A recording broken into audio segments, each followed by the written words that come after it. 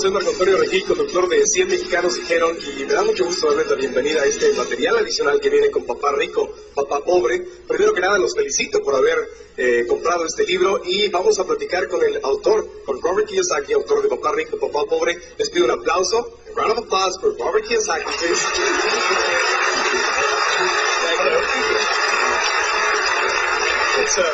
It's a pleasure being here with you, Robert. It's an honor for me to be here, and this is a world-famous star here, so I'm honored to be with you, and thank you for working with us on the Rich Dad Project. Gracias, al contrario, muchas gracias. Thank you. La razón por la que estoy aquí siendo parte de este equipo es cuando leí Papá Rico, Papá Pobre, me di cuenta que había muchas cosas que estaba haciendo mal en mi vida, el no saber cómo funciona el dinero, el no entender que puedo hacer más cosas que depender solamente de mi trabajo, el poder convertirme en un inversionista profesional o en un dueño de un negocio, sería una forma mucho más inteligente de vivir y seguir haciendo mi trabajo porque lo amo, no porque necesito hacerlo. Entonces este libro literalmente cambió mi vida. I'm sharing that this book literally changed my life, and I immediately felt the need of sharing with the Hispanic population. Inmediatamente sentí la necesidad de compartir este mensaje con toda la población hispana de los Estados Unidos. Thank you. I'll tell you the story of Rich Dad, Poor Dad. Rich Dad, Poor Dad is a true story about my two fathers. I grew up in Hawaii. I'm fourth-generation Japanese-American, so I apologize that I don't speak Japanese, much less Spanish, so I'm barely speaking English these days.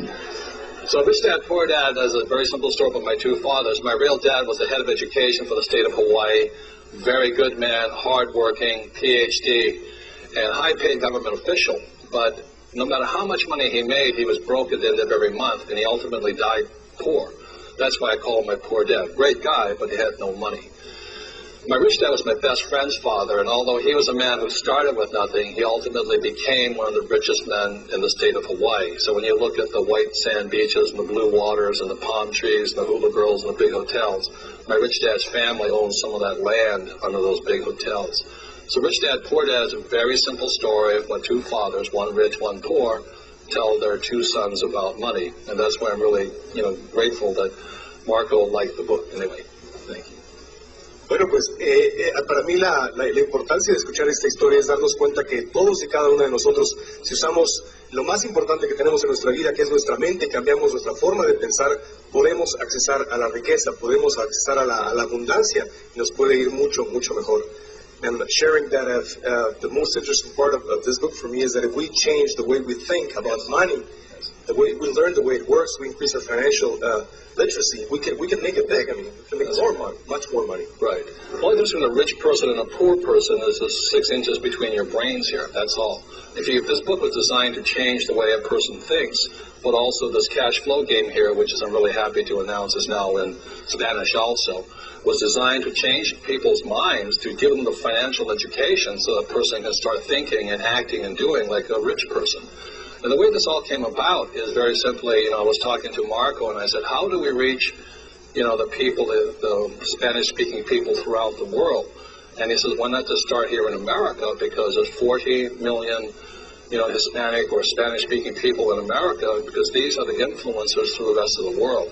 So by working with Marco here in America, we can, help other Spanish-speaking people all over the world, right here in America. Because as Mark and I are concerned about is you have so many people running across our borders, from South America, Central America, and Mexico, and wherever they come from, not because they love America, but because they need the money. And they're very brave people, but also there's a loss of dignity, I guess. Also, you have to leave your own country just to come to work for money. So this is our way of giving back, because he and I have been very fortunate, very blessed. But the way you help other people is by not giving them money, because the more you give people money, the more you give poor people money, the more poor people you create.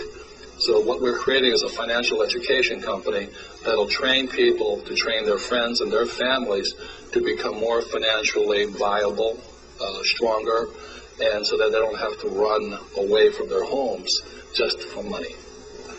Es por eso que estamos aquí y podemos aprender a través de Papá Rico, Papá Pobre y los siguientes libros, y sobre todo jugando Cash Flow, que está disponible ya en los Estados Unidos en la dirección de la página de internet que aparece en este momento en pantalla. Ahí lo pueden adquirir con hacer clic e ir y el juego se los podemos enviar por correo. Yo le quisiera pedir a Robert Kiyosaki que nos explicara un poco cómo funciona el cuadrante del flujo del dinero para poder aprender más cómo diferentes personas tienen un punto totalmente distinto de cómo funciona el dinero. Can you talk a little bit about the cash flow quadrant and the way it works and how different people see the money? Sure. The quadrant is back here. You know, it's the quadrant is E, S, B, and I. And what E stands for employees. And those are the people that, you know, my poor dad always said to me, go out and get a job. That's an employee's mentality, work for somebody else. S stands for self-employed or small business people. And those are the people that, you know, they don't really have a job, but they may clean yards, or they may be a doctor or a lawyer or something like this. But they work by their labor. The B stands for big business, like in America, that would be Bill Gates, you know, an entrepreneur, or Michael Dell with Dell Computers. And I stands for investor, like Warren Buffett or Donald Trump. Or even Oprah would be a B, you know. So my poor dad always said to me to go to school to get a job over here. And I said, I don't want to be an employee, and I don't want to work for a corporation. I don't want to climb the corporate ladder. It's not that I think this is bad. It just didn't fit my personality. And, you know, my mother wanted me to become a doctor, and I didn't do well in school. So, you know, S stands for smart. And I wasn't that smart in school.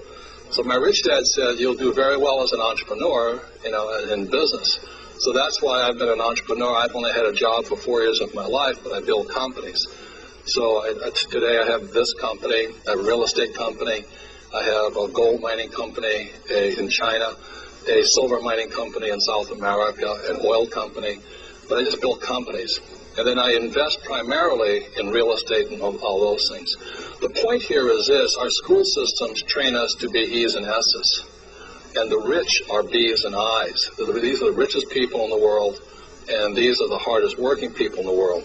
One more point: in America, these people pay the heavy taxes over here because they're physically or manually working for money.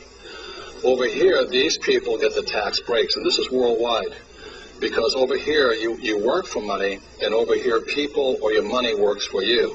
And the governments of the world want people that create jobs or know how to have extra money to invest. So that's why the tax breaks are over here. So Rich Dad, Poor Dad, and my cash flow game are designed to teach people to be B's and I's, and our school system teaches us to be E's and S's.